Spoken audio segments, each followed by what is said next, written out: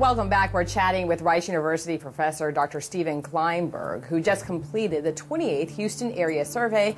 Dr. Kleinberg, we touched on it earlier, but can you tell me a little bit more about some of the major parts of your findings in that research? No, you bet. It's a random sample of Harris County residents, right, which we reached by random telephone numbers, a random adult chosen in each random household. So it's as close as you can get to sort of a picture of who are we and how do we view the world. Asking people with identical questions over the years. What's happening in your life? How do you view the world? And then watching the world change. And on transit questions, we have been seeing, not surprisingly, a gradual but unmistakable and consistent movement toward increasing recognition that transit is a part of any solution to transportation problems, whereas the early Houston was transit is totally unnecessary. It's right. Bad news, and we have freedom here, we have our automobile, we have big open spaces, and all that is now no longer quite so open as it once was. And so we've asked questions about what's the best solution to traffic problems in the Houston area, and we've asked that question we asked in 2005, 2007, 2009. What's the best solution? One was building bigger and better roads and highways. One was developing communities where people can live closer to where they work and shop. And the third was making improvements in mass transit, such as buses and light rail. And the percent saying making improvements in transit is the best solution to the problems of traffic congestion in Houston went from 40% in 2005 to 42% in 2007 to 50% in 2009.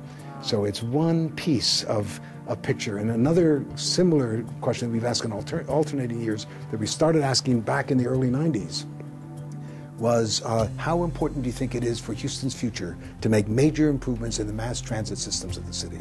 And the percent saying they thought that was very important for the Houston future was 47 and 45% during the 1990s, and then growing, and every year we asked that question to 63 and 62% in the survey conducted in 2008. So that upward trend is reflected across several questions. However you ask the question, you watch that trend. The other one was we asked the people who said it was somewhat or very important to make improvements in the transit system. How important is it for that transit system to have a rail component? And the percent saying it was very important that there be a rail component to the transit system was 32 and 34% in the 90s, growing to 58% in the latest survey in 2008. So it's combining all those suggests that we're in the presence of a kind of paradigm shift, one that has of a city shifting from the 20th century city to a 21st century city, shifting from a city with massive amounts of open spaces and undeveloped land to a city that is increasingly urbanized, and a city that now understands that there will be another 1 million people moving here. And so it's a new Houston that is, I think, really very interesting. And it's not surprising that not everybody's on board with this. These are major changes in people's whole sense of what I like about Houston and why I came here.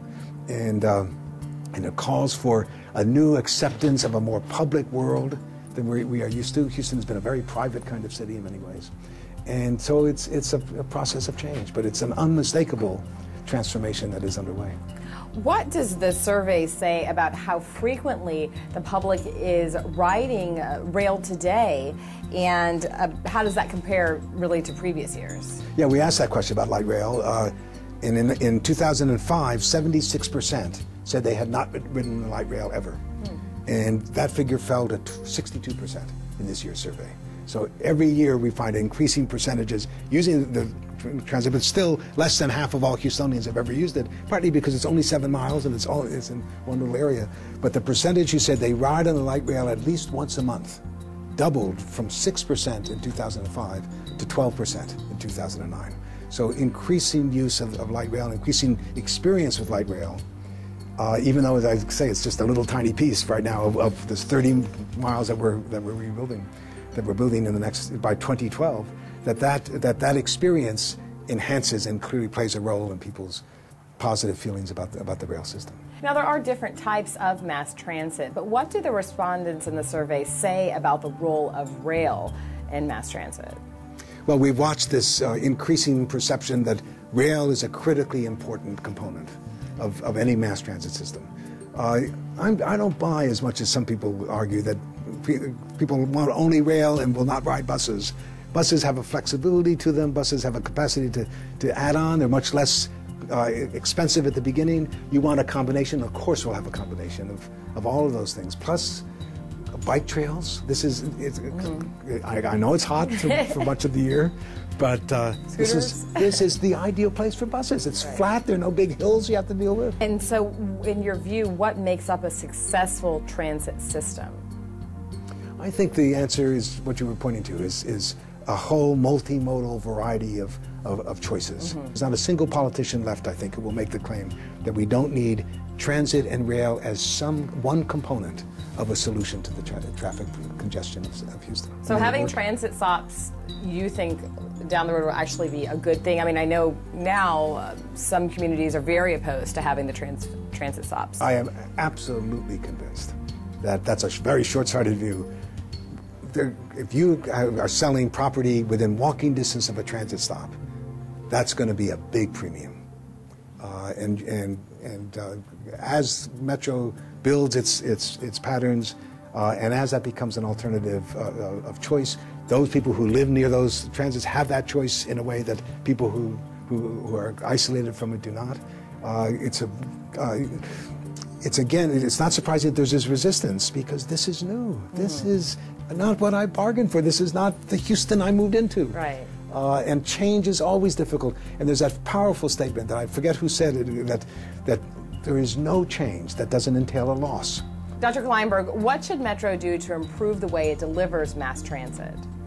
Well, I think the key challenge for Metro is that it is an intrinsically impossible task, right? Because wherever you lay the pathways for mass transit, some people will say, hey, that's perfect, I can ride that. Other people will say, damn it, you didn't come to my area and I have no access to it, and meanwhile I got to pay for it and I'm not benefiting. So so the critical need, I think, is for absolute transparency.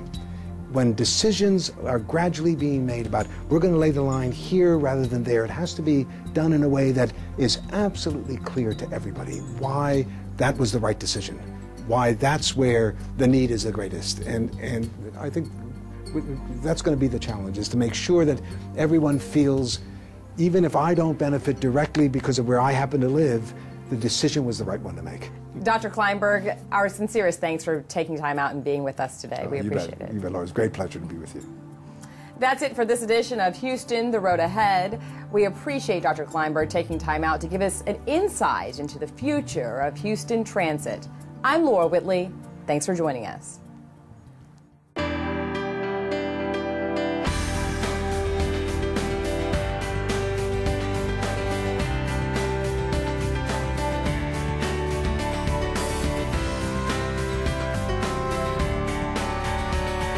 If you've got a comment or question about today's program, write us at The Road Ahead, care of Metro, Post Office Box 61429, Houston, Texas 77208, or email us at theroadahead@ridemetro.org.